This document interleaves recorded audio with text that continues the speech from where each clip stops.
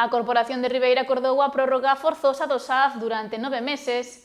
Esta ampliación é necesaria para manter o servizo mentre se licita o novo contrato. O Salón de Actos do Concello de Ribeira acolleu unha tarde de onte a sesión plenaria correspondente ao mes de outubro. O primeiro punto en tratarse foi o convenio co Ministerio do Interior para o cumprimento de penas de traballo en beneficio da comunidade que foi aprobada por unanimidade. Logo debateuse a prórroga forzosa do servizo de axuda no fogar ao rematar neste 2025 o contrato e ao estar en plena licitación dun novo. Topámonos inmersos tamén pois no que é un novo proxecto de licitación para ampliar pois o que é a cuantía e tamén unha cuantía que vai pois máis alá dos 9,3 millóns por 4 anos, en este caso sale a licitación por 3 máis 1, e esta prórroga forzosa pois vai a empezar a contar dende o 1 de xaneiro do ano 2026, como digo, é por 9 meses, e como este procedimento se publicou pois nos 3 meses anteriores á finalización do contrato, a lei e o prego pois prevén esta prórroga forzosa. Con isto o que pretendemos, dende logo, é que se siga prestando o servicio, que se lle dé cobertura total pois a un servizo, valga a redundancia, que durante a licitación non pode quedar sin resolver, porque ademais sabemos que é pois moi demandado e que hai moitísimos usuarios. O concelleiro socialista Francisco Suárez Puerta recordou que dentro do seu grupo apóstase pola municipalización deste servizo. Entendemos que é un servicio que se debe prestar e que votar en contra sería poñer paus nas rodas o que é o funcionamento normal do goberno, polo tanto nos vamos a abster. Nada máis, moitas gracias. O concelleiro do PBBI, Vicente Mariño, afirmou que apostar por esta prórroga é unha decisión que optou o goberno municipal por ser serio e responsable. Que trabaja por y para los vecinos y que persigue un único objetivo: garantizar que ninguna persona dependiente de nuestro concello se le interrumpa la atención que recibe. Si seguimos sus pautas, seguro que sí. Municipalizando. Escuche, garantizar que ninguna persona dependiente de nuestro concello se le interrumpa la atención que recibe. Si seguimos sus consejos, nada.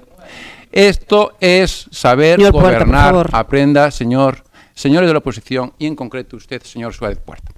Ya sé que para algunos de ustedes el saber gobernar les será difícil de entender, pero no me mira así, señor Suárez Puerta, o el señor Furones, o el señor Pérez. No saben gobernar. Por eso nosotros hemos tomado la iniciativa de un cambio.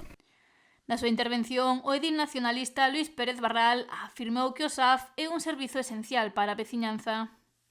Que as persoas maiores e as dependentes van a seguir prestando un servizo esencial no noso concello, van a seguir tendo nos seus fogares este servizo esencial, porque, dende logo, nós entendemos que teñen que ter uns servizos públicos de calidade. Iso sí, ao mesmo tempo que dicimos iso, temos que lembrar como está a situación económica do servizo de axuda no fogar. Porque neste momento non podemos naturalizar que un servizo esencial tan importante para a poboación do noso municipio e calquera outra parte do noso país pois estea facendo que disminúan os recursos do Concello de Ribeira, mentres a Xunta de Galiza e o Estado pois miran para outro lado. Mentres que os populares defenderon esta iniciativa pola urxencia que ten manter o servizo. E o prego de condicións administrativas e ademais a lei de contrato tamén no contempla por responsabilidade e razóns de que é un servicio esencial, un de interés público e que ademais estamos tratando con persoas maiores que queren recibir os seus coidados no seu fogar, pois debemos traer esta prórroga que se resolva canto antes a nova licitación que está en marcha. Que, por certo, comentamos que tiñamos un recurso especial en materia de contratación, un REMS ante o Tribunal Administrativo de Contratación Pública de Galicia, interposto por Comisións Obreiras ante os plegos da nova licitación, que era a súa licitación, por certo. Este recurso foi desestimado con data 14 de novembro de 2005, porque a licitación segue o seu curso, foi desestimado a Comisións Obreiras. Polo tanto, a licitación segue o seu curso e mañá mesmo haberá mesa de contratación. A prórroga do SAF en Ribeira foi aprobado por 19 votos a favor e 2 abstencións de PSOE e de Juan Luis Furones. O seguinte punto en tratarse foi declarar as plataformas municipais para as carrozas da cabalgata de Reis como non utilizables.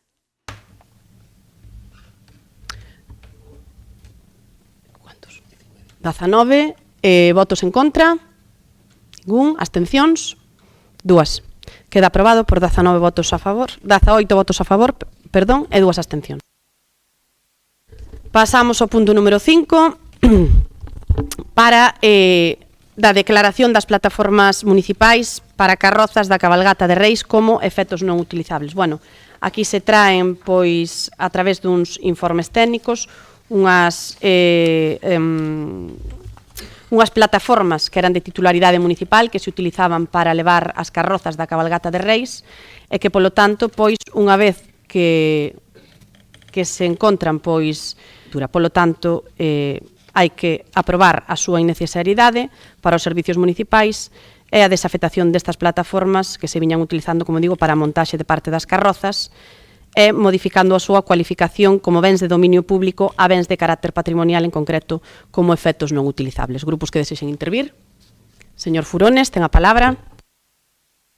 Gracias, señora alcaldesa. Bueno, evidentemente a esto no nos podemos oponer porque evidentemente estos remolques figuran sin ningún tipo de homologación técnica, carecen de suspensión, carecen de frenos, carecen de elementos de seguridad, ni activa ni pasiva, y lo que uno cabría preguntarse es que dado que todos...